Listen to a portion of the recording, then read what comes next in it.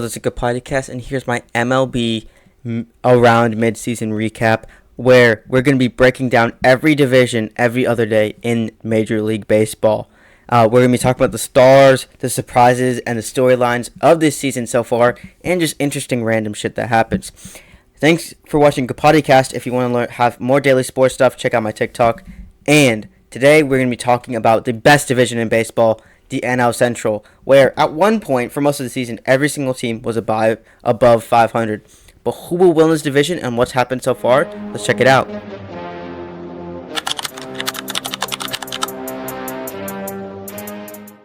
The first team we're going to be talking about is the Milwaukee Brewers. Coming into June, the Brewers own a 39-23 record and have spent most of the season looking like the team to beat in the NL Central. What's even more impressive is that Milwaukee hasn't fallen below 500 all year long. From opening day until now, they've consistently found ways to win games, and that's why they currently sit in first place. So what's been the secret for the Brewers? The answer starts on the mound. The Brewers have only allowed 220 runs this season, one of the best marks in all of baseball. They've won games in every possible way too. They've come back to win 17 times, they've dominated opponents in blowouts, and they've even handled themselves well in extra innings.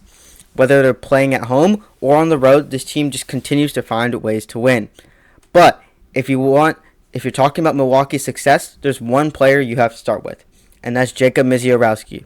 If you haven't heard his name yet, you're probably going to hear it for a lot over the next few years. Jacob Misiorowski has been absolutely dominant this season. He's sitting at 7-2 with a microscopic 1.5 ERA. He has 116 strikeouts and an unbelievable .81 whip. Opposing hitters are just batting 151 against him. Those numbers almost don't seem real. He's striking out over 13 batters per 9 innings, which puts him on pace for well over 200 strikeouts in a full season. Right now, he's not just one of the best pitchers in the NL Central. He's been one of the best pitchers in all of baseball. In my opinion, I believe he is a big contender in the Cy Young race this season. And the scary thing for the rest of the division, the Brewers don't only have one ace. Kyle Harrison has been nearly as dominant. Harrison is 7-1 with a 1.57 ERA and 73 strikeouts. Together, Harrison and Misiorowski have combined for a 14-3 record and have nearly 200 strikeouts while posting ERAs barely over 1.5. That's the kind of 1-2 punch that can carry a team deep into October. But Milwaukee's pitching success doesn't stop there. Aaron Ashby has quietly become one of the most valuable players on this roster despite making only one start. Ashby has 9 wins and a 2.35 ERA. Every time the Brewers need someone to bridge the gap or put out a fire, Ashby seems to be the guy getting the job done. Granted, he didn't do that last night against the A's, but he's been great. DL Hall has also been outstanding when healthy, posting a 2.03 ERA while holding hitters to a 140 average. Chad Patrick has been another reliable arm, allowing only 2 home runs all season long. Logan Henderson was emerging as a key piece of the rotation before landing on the injured list. Simply put, Milwaukee's pitching depth has just been one of the biggest reasons they're leading the division. Now let's talk about the offense. The Brewers don't have a player putting up MVP numbers like Aaron Judge or Shohei Ohtani. Instead, they're winning because everybody's contributed. Leading the charge has been Bryce Turang. Turang is hitting .282 with 9 home runs, 37 RBIs, 11 stolen bases, and an outstanding .405 on-base percentage. But what really stands out is his plate discipline. He's already drawn 46 walks this season, helping him reach base at an elite rate. He doesn't just do one thing well, he does everything well. Granted, he's amazing second baseman in the field, too. Meanwhile, Jake Bauers has been Milwaukee's biggest power threat with an underrated season. He leads the team with 11 home runs, 40 RBIs, and an OPS close to 900. Whenever the Brewers need a big hit, Bauers has often been the guy delivering it. William Contreras continues to be one of the most consistent catchers in baseball. He leads the team with .283 batting average and driving in 38 runs. And then there's Jackson Chourio. At 22 years old, Chourio is already productive major leaguer, hitting .282 with an OPS over 800. The crazy thing is many people around baseball still believe his best years are ahead of him. Veteran Christian Yelich has also continued to provide steady production, proving he can still be an important piece of a winning team. There have also been some under-the-radar contributors mentioning Garrett Mitchell has driven nearly 30 runs, David Hamilton leads the team in stolen bases with 14, and newcomer Andrew Vaughn has been red hot in limited action, hitting over 320. What's really scary for the rest of the league is that Milwaukee hasn't even been fully healthy. Several important pitchers have spent time on the injured list, including Logan Henderson, Brandon Woodruff, DL Hall, and Jared Koenig. Angel Zerpa is out for the season after Tommy John surgery. Despite all the injuries, the Brewers are still sitting comfortably in first place. Of course, this team is not perfect. Brendan Sprout and Jake Woodford have struggled mightily when given opportunities, and Blake Perkins has had a difficult offensive season.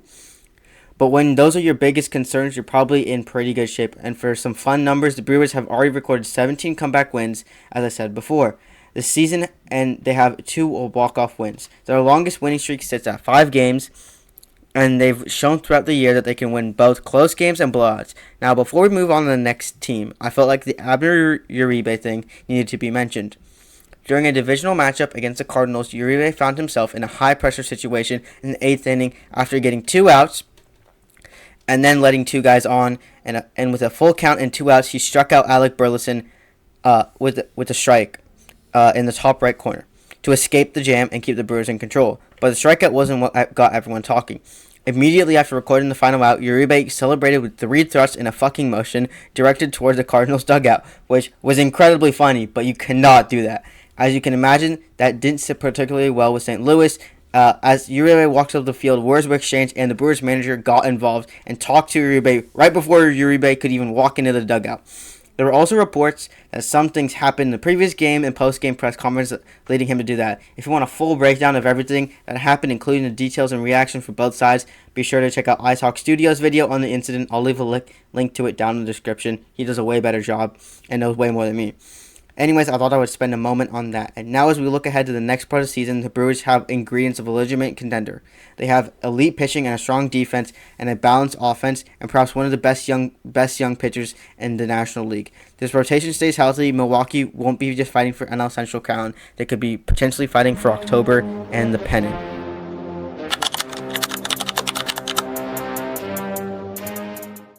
Next, let's talk about one of the more surprising teams in the National League so far this season, the St. Louis Cardinals. Coming into June, the Cardinals sit at 34-28, good for second place in the NL Central.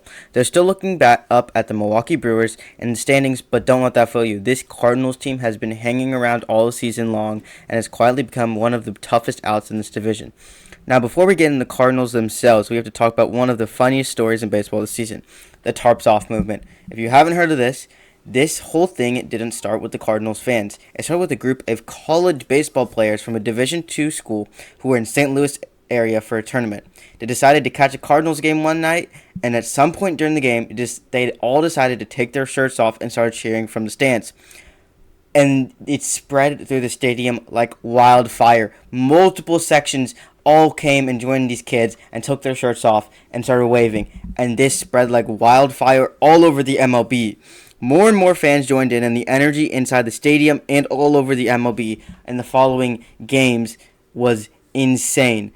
The entire ballpark and MLB was embracing the Tarps Off movement, and in this game where the Tarps Off movement started, the Cardinals won in extra innings, and it was insane. This has become one of the biggest fan-driven stories of the season, and it's just amazing to see. You see it every single day. I am filming this on June 11th. I wrote the script last Saturday, mid-recording. I bit myself in the mouth, and my entire right side of my mouth was swollen. And that's why I sound like stupid in the last part of it. But it is now Thursday, and this is going to come out probably Friday the 12th. So let's get on with it. Anyways, if you want a full breakdown of how it started and everything that's happened since, definitely I'm going to continue saying this. Check out iTalk Studios videos on the topic. He does an amazing job covering all the weird and hilarious and completely unexpected stories that pop up throughout the MLB season. He is also pretty funny, but I would say some of his jokes are more adult, so I would just be aware of that.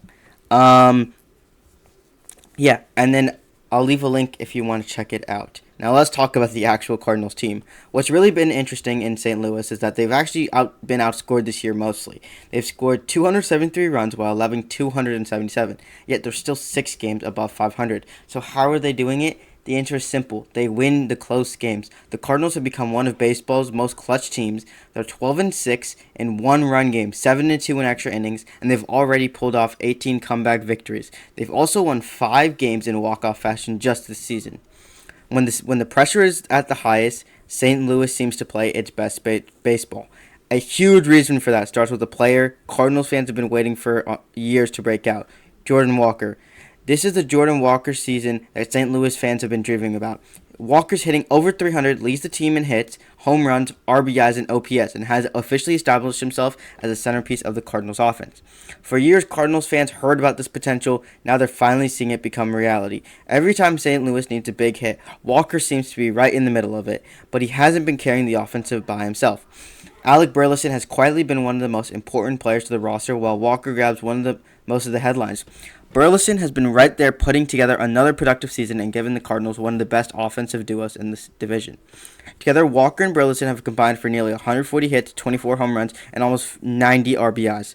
That's a lot of damage coming from just two hitters. The future also looks bright in St. Louis. J.J. Weatherholt continues to show flashes of why the organization is so excited about him. The young infielder already has shown power, patience, and the ability to work quality at bats. Meanwhile, catch-on Ivan Herrera continues to be one of the most underrated players on the roster. Herrera might not put up the flashiest numbers, but he consistently finds ways to get on base. His 381 on base percentage is among the best on the team, and he quietly helps keep the lineup moving. Of course, not every offensive story has been positive. Nolan Gorman continues to be one of the most fascinating players in baseball. When he connects, the baseballs absolutely explode off his bat, but when he's struggling, the strikeouts pile up quickly. The season has been a perfect example of that boomer bust profile. He's shown off power, but consistency remains the biggest question. Victor Scott has also continued to provide value with his speed, even though he works through offensive struggles, and that's where the biggest concern lies for the Cardinals team. The bottom portion of the lineup hasn't provided much production, like Victor Scott, Pedro Pages, Thomas Sagues, and Ramon Urias have all struggled offensively, and if St. Louis wants to catch Milwaukee in the standings, they'll likely need more contributions from those spots. Now let's switch over to the pitching staff. Unlike Milwaukee, the Cardinals do not have a dominant ace putting up Cy Young numbers. Instead, they've relied on consistency. Michael McGreevy has become one of the most dependable starters in the rotation. He owns an ERA under 3 and has consistency given the Cardinals quality outings every time he takes the mound. He may not get national attention, but he's been incredibly important to keeping this team competitive.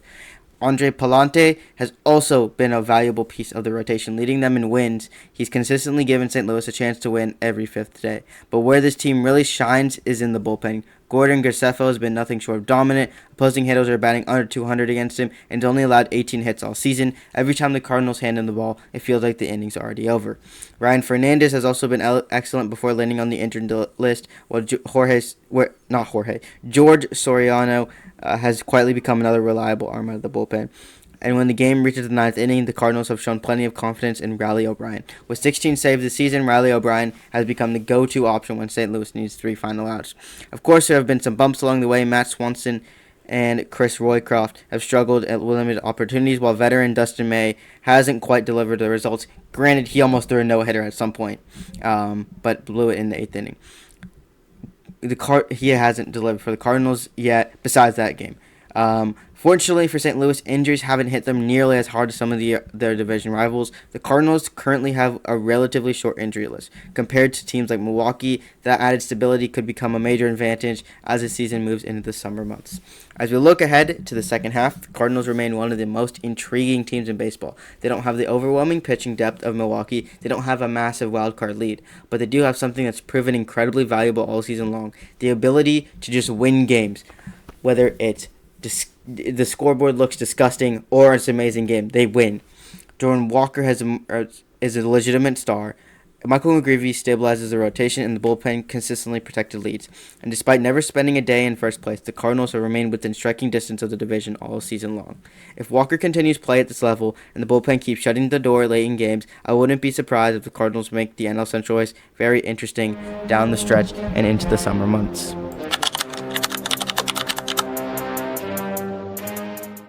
Today we're talking about one of the most frustratingly interesting teams in baseball this season, the Pittsburgh Pirates. Coming into June, the Pirates sit at 34-31, good for third place in the NL Central, but they're not out of the division by any means. They're also not where many fans hoped they'd be, and honestly, that's what makes this team so fascinating, because when you look at the roster, the talent is obvious. They've one of baseball's brightest young stars in Paul Skeens, and they've one of the most electric athletes in O'Neal Cruz.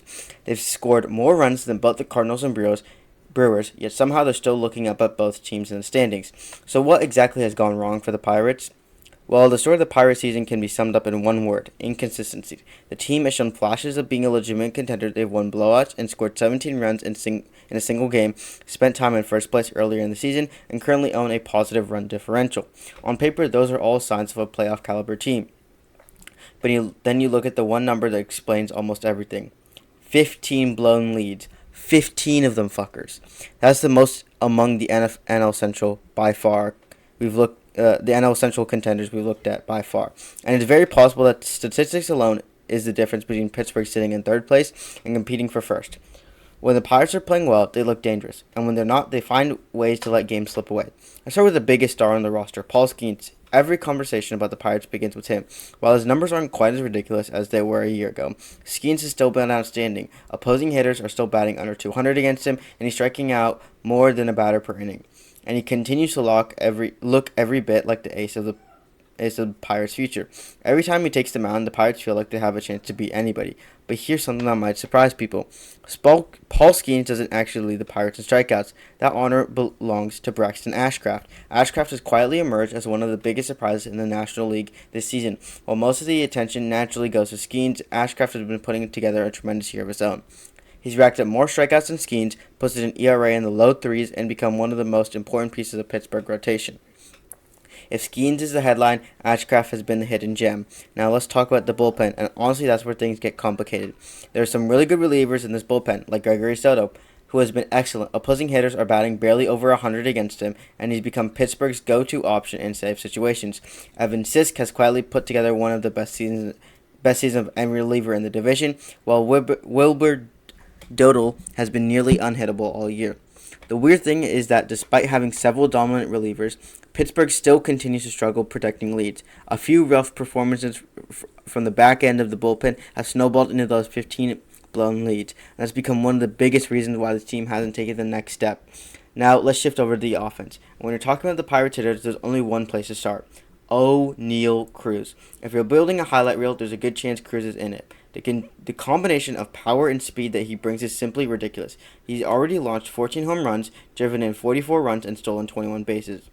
No other Pirate has combined those two tools the way Cruz does. Every time he steps on the field, something exciting feels like it could happen. Whether it's a 115-mile-an-hour home run, a rocket throw from the outfield, or a stolen base, Cruz remains one of the most entertaining players in baseball. Right behind him is Brandon Lowe, the newcomer, who has quietly been the team's top power hitter. Despite not having the highest batting average, Lowe leads Pittsburgh in home runs, OPS, making him one of the most important bats in the lineup.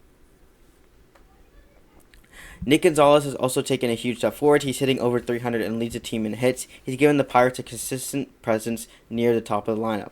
Then you have veterans like Brian Reynolds and Ryan O'Hearn, who continue doing what they've done for years, producing quality at bats and providing stability in the middle of the order. One of the more exciting developments has been Connor Griffin. The young infielder continues to show flashes of why the organization views him as a major part of the future. His speed has already become a weapon, and there's plenty of room for growth moving forward. Of course, not everything has gone according to plan offensively. Henry Davis continues searching for consistency at the plate. Marcell Ozuna has struggled to make the impact many expected, and Nick York hasn't been able to establish himself offensively. These struggles have prevented the lineup from reaching another level. Fortunately, injuries haven't been a major part for Pittsburgh this season. Compared to many teams around the division, the Pirates have remained relatively healthy, which makes some of their inconsistency even more frustrating. Talent is available, the execution just hasn't always been followed. So where does that leave the Pirates heading into the summer? Honestly, they're still one of the biggest wildcards in baseball.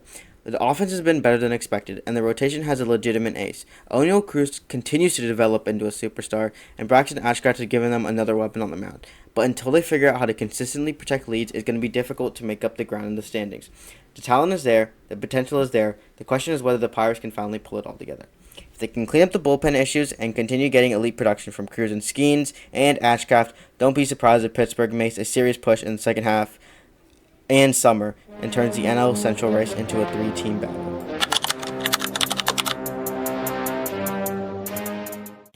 Next, we're going to talk about one of the most confusing teams in baseball this season, the Chicago Cubs. Seriously, if you try to figure out this team over the first 2 months of the season, you're probably just as confused as Cubs fans are. Coming into June, Chicago sits at 34 and 31, right in the middle of the NL Central race. They're only a handful of games behind the division-leading Brewers.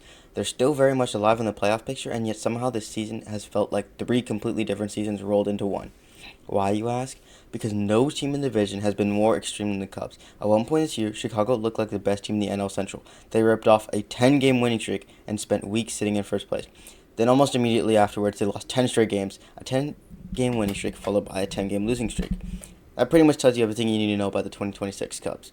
When they're playing their best baseball, they look like a legitimate division contender. When they're playing their worst baseball, they look completely lost.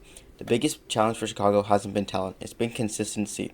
One thing the Cubs have done well all season, though, is fight. Another thing they haven't done well is hit with runners and score in position. This team refuses to quit. They've won 8 walk-off games, one of the best totals in the division. They've also won 15 comeback victories and have a winning record in 1-1 games. No matter how ugly things get, the Cubs usually seem to find a way to make the game interesting by the final inning. Now let's talk about the players driving this team. Let's start with Ian Happ. The veteran outfielder continues to be one of the most important hitters in the lineup. He leads the team in home runs, and he's consistently delivered in big hits whenever the Cubs need offense. When Chicago's lineup is clicking, Happ is usually right in the middle of it. But if we're talking about the future of this franchise, there's another player who might be more important. PCA. Cubs fans have been waiting for him to become a star this season after the second half fall off, and we're starting to see exactly why people were so excited about him. After a rough start out of the gates, his last month or so has been really good. He brings a little bit of power, speed, defense, and energy. He's reached double digits in both home runs and solo bases, making him the only Cub who can truly impact the game in multiple facets every single night. Every successful team needs a player who can change a game with one swing or one play in the field. PCA is becoming that guy for Chicago. Another player who's quietly productive is Michael Busch. Busch leads the team in RBIs and has consistently proved run production throughout the year. He may not get as much attention as Happer Armstrong, but he's become one of the lineup's most reliable bats. Suzuki continues to be steady veteran presence, while Nico Hoerner remains one of the most value players on the roster on the defensive end of the field. Granted, after a hot start, his bat has completely cooled off. One player who deserves a little more recognition is Michael Conforto. Despite not getting as many opportunities as some of the everyday stars, Conforto actually owns the highest OPS on the team and has been Chicago's one of the most productive pinch hitters. Of course, not every offensive story has a positive. Dansby Swanson has struggled mightily at the plate this season. His defense remains outstanding, but the offensive production simply hasn't been there. Kevin Alcantara has also had a different time finding consistency, leaving some questions in the bottom half of the lineup. But let's move over to the pitching staff.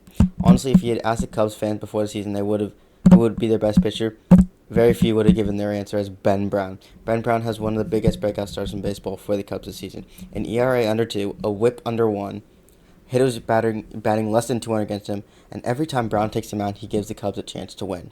He's gone from intriguing young arm to legitimate frontline starter in a matter of months. Meanwhile, Shota Imanaga continues to be one of the most fascinating pitchers on the roster.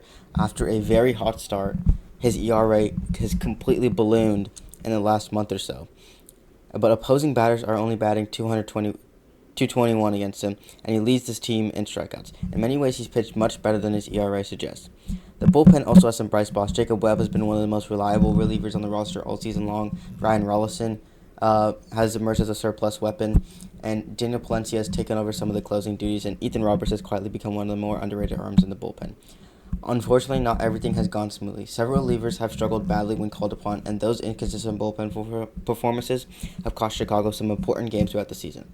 But perhaps the biggest challenge isn't facing the Cubs, has been performers. It's been injuries. The Cubs have been absolutely decimated by injuries this year. Multiple pitchers have undergone Tommy John surgery. Justin Steele remains sidelined. Several bullpen arms have missed significant time, including Cato Horton, and the organization has spent much of the season trying to patch together enough pitching depth to stay competitive. Honestly, the fact that Chicago is still in the playoff race after all those injuries is very impressive in itself. Looking at the team, PCA has definitely been amazing so far, and one of the big reasons why they still have a chance in this season. Ben Brown has developed into a legitimate ace after being a reliever and becoming a starter midway through the season. The question is because the talent is absolutely there already. The question is whether the Cubs can finally find some consistency, which is a big problem with multiple teams in the division. Because if they do, they're talented enough to make life very difficult for Milwaukee, St. Louis, and possibly the Pirates in the summer. And honestly, they could definitely make some noise in October yet again.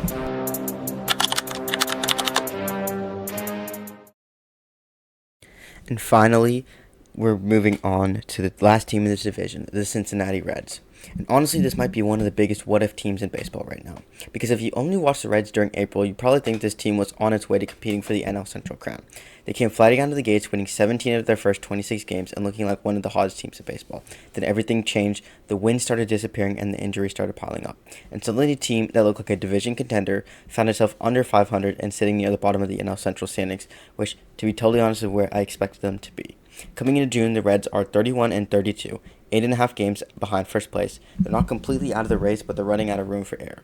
And what makes this season so frustrating for Cincinnati is that the talent is there, the results always have been, and they just overall don't have too much talent in general. One thing the Reds have actually done well is compete in close games. They're 10-7 in one-run games, 5-3 in extra innings, and they've already pulled off 13 comeback victories. The problem? They're another team who likes to blow leads. When you're hovering around the 500 mark, those blown leads become the difference between a contender and being stuck in the 5th place. Now let's talk about the biggest star on this team, Elly De La Cruz. Every conversation about the Reds starts with him. He had a scorching hot April. Even after missing time with a hamstring injury, Elly still leads the team in hits and is tied for the lead in home runs. That's pretty incredible when you think about it. He's hitting 280, providing power, speed, and excitement every time his team takes the field, and he's also pretty damn good on defense. There are very few players in baseball capable of training the way Elly can. Whether it's a towering home run, a stolen base, or a play that nobody else can make, he remains the centerpiece of everything Cincinnati wants to do offensively. The problem is the Reds haven't had him at full strength for much of the season, and when Elly isn't in the lineup, the offense becomes easier to contain. One of the biggest surprises this year has definitely been J.J. Bleday, former Oakland Athletic. When Elly gets most of the headlines, Bleday has quietly been one of the Reds' most productive hitters. His OPS actually leads the team, and he's consistently provided power throughout the season. If we were looking for an unexpected breakout candidate this season, very few people would have protected Bleday, and he's become a big part of Cincinnati's offense. Another bright spot, Sal Stewart. Young slugger has already established himself as one of the Reds' most dangerous run producers, leading the team in RBIs and tying the team in the lead with home runs. For a team looking toward the future, seeing Stewart develop this quickly has to be encouraging. Steer continues to provide his usual reliability, while Nathaniel Lowe has quietly become one of the biggest power threats in the lineup when he's making solid contact. Unfortunately, not every hitter has lived up to the expectations. Multiple veterans have struggled badly this season. Cabrian Hayes, DJ Friedel, Tyler Stevenson, and Eugenio Suarez have all had stretches in where they've struggled to consistently produce offensively. If the Reds are going to make a run in the second half, they need much more from those parts of the lineup. Now let's move on to the pitching staff. While Elly's the face of this franchise, another young player who's becoming one of the most important pieces of this organization, Chase Burns. Simply put, Burns has been outstanding. Rookie has emerged as one of the best young pitchers in baseball, posting a 2.05 ERA while striking out hitters at an elite rate. Opponents are batting under 200 against him, and every time he takes the mound, he looks more and more like a future ace. Honestly, if you're a Reds fan, Chase Burns might be the biggest reason for optimism right now. He's been that good. Andrew Abbott has provided valuable innings through the season, while Graham Ashcraft was having a strong year before landing on the IL. The bullpen also had some bright spots too. Sam Moll continues to be one of the more underrated relievers in the league, and Brock Burke has quietly put together a solid season as well. Just like the offense, there have been plenty of struggles. Brady Singer has had a difficult year, especially when it comes to home runs. Nick Lodolo hasn't looked like the pitcher he used to be, and perhaps the most concerning, Emilio Pagan has struggled badly in safe situations. These pitching issues have played a huge role in the Reds blowing 13 leads this season, but more than anything, injuries have become the story of Cincinnati's year. Hunter Green underwent significant elbow surgery and is expected to miss significant time. Graham Ashcraft is injured, Jose Trevino is injured, and Emilio Pagan is injured. And even Elly De La Cruz is currently on the IL. At some point, it becomes incredibly difficult to overcome that many losses, especially for a team that doesn't have unlimited depth. And that's why the Reds feels like such a frustrating team to evaluate, because we've seen how good they can be. We saw it in April. The question is whether they'll ever get healthy enough to consistently go there again. So where do the Reds go from here? Honestly, their season comes down to two things, health and consistency. The talent is there. Elly De La Cruz remains one of the most exciting players in baseball. Chase Burns looks like a future superstar. Sal Stewart and J.J. Bleday have emerged as major contributors, and despite everything that's gone wrong, the Reds are still close enough in the division race with a hot streak can put them right back in the mix. But that hot streak isn't going to happen unless they start getting healthy and stop giving away games late in the game. Because right now the Reds don't need a complete overhaul. They just need their best players on the field, and they need them to contribute. Thank you so much for listening to my NL Central recap. This video was supposed to come out, I think I said it earlier, Sunday night. But I bit my mouth, and my entire right side of my mouth was swollen. I think you can hear it in the earlier videos. I'm talking a little bit differently. But if you enjoy this, and please leave a like and comment down below what division you would like to see me do next. Yeah, the NL Central, I believe, is one of the best divisions in baseball.